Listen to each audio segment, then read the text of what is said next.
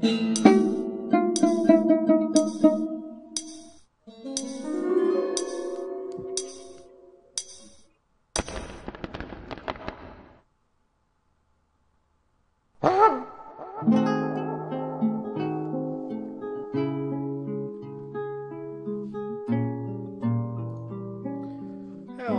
everybody. This is JuryDutySummons. Let me turn down the music just a bit. And as you can see here, this is Dorf Fortress, or Dwarf Fortress, depending on how you want to pronounce it. Let me resize the window just a tad. Yeah, there we go. And that was the introduction to the game. This is a game that I have really enjoyed for a long time. And yet, it becomes very difficult to really explain this game to anybody. At first appearances, put the music down just a little bit more. At first appearances, it seems really archaic. And to be fair, it really is. And what I'd like to do is to give kind of a basic tutorial on how to get started and how to play. But that's going to be a several-part series. And so what I'm just going to do in this episode is just kind of show a bit of what Dwarf Fortress is, and perhaps get a few people interested in giving it a try. Alright, and so I already have a world and a fortress created. And so I'm going to log into that now here. I think it's that one. Okay. And as you can see, pretty much everything in Dwarf Fortress is text-based. I'm using what's called a texture pack here. There we go. Let me get this a little bit smaller so it fits better. So I'm using a texture pack called, let me see what it's called. It's the Mayday pack. Let's see here. Oh, okay. Well, right now I'm down in my mines. That's where apparently I saved it. So let's go up in levels to my base. Okay, so here's the surface world. And so every map you look at is a different level in Dwarf Fortress. And so you can go up and down through the levels to see what's going on. And as you can see, there's a bunch of trees and a bunch of grass and a nice little river going through it. And so this is the basic world that I've started playing in. There we go. And right there in the middle is my entrance to my base. Right over here.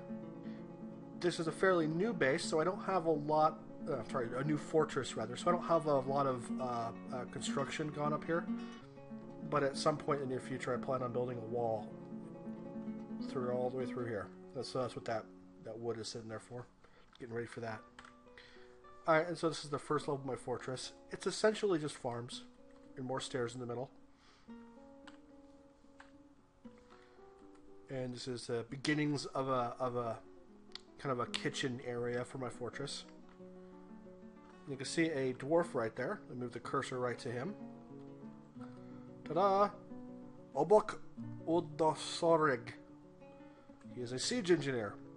And I don't know what he's doing there. I don't have any siege equipment going on, so there we go.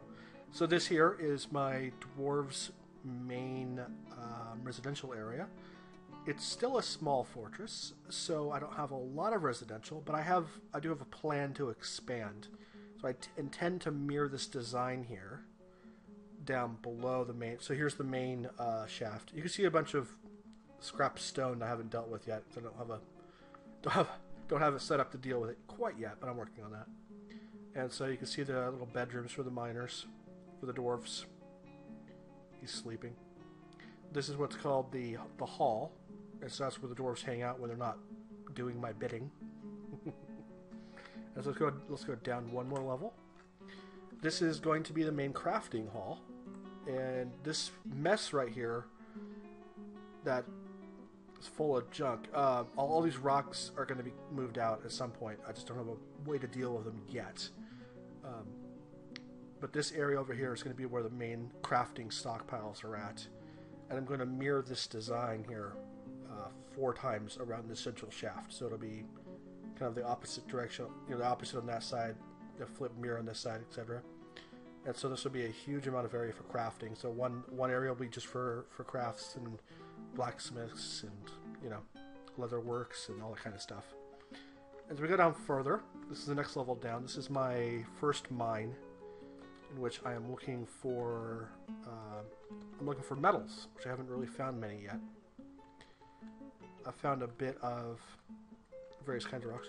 One of the things I really like about Dwarf Fortress is that it has a little bit of...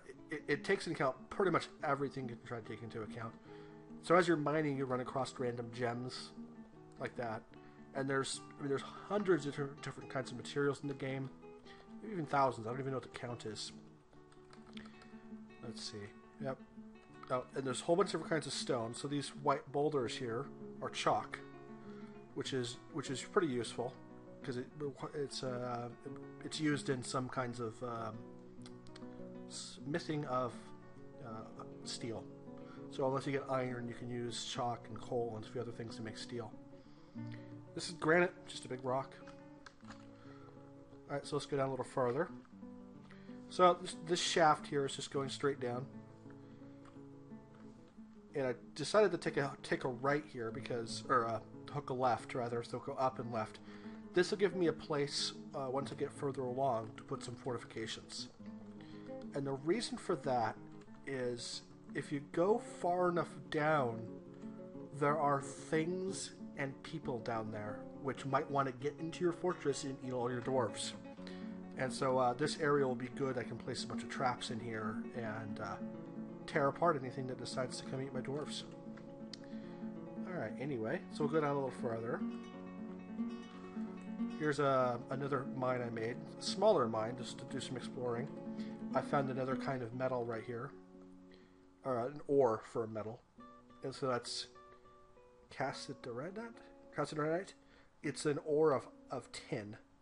And so if I can find some copper, I can use these ores plus the copper and make bronze, which is a very good material. It's, I would rather have steel, but bronze is a good second best to that. And so as you can see here, my shaft has ended because there's something underneath it. There's a large cavern. And so this is just naturally underground, these large caverns, and then there's stuff in them. And I don't see anything too much, you know, some mushrooms and stuff like that. But the farther you go down, I haven't got too far, but the farther you go down, the more dangerous stuff gets. So I'm going down a bit here. So there's back up a little bit and back down. What else do we got? I saw some creatures roaming around here earlier. They don't appear to be around anymore. Although you can see the spider webs right there. Big old spider around somewhere. Oh, and there's some water. That'd be interesting. I can actually dig a shaft down to the water and use it as a well source if I so desire. Let's go back up a little bit. Oh, there's some fellows. And what are these here? Olm Man Spearman. Yeah, these guys aren't very friendly, so I shall be staying away from these guys for a time being. They'll tear my dwarves apart if I'm not careful. I don't have any military right now, so there's not much I can do about that. My fortress is actually pretty small. I have maybe 15 dwarves right now. So anyway, that's pretty much what I want to show in this episode. In the next episodes, I'll show how to start a castle, and I'll show some of the basic concepts to get you guys started.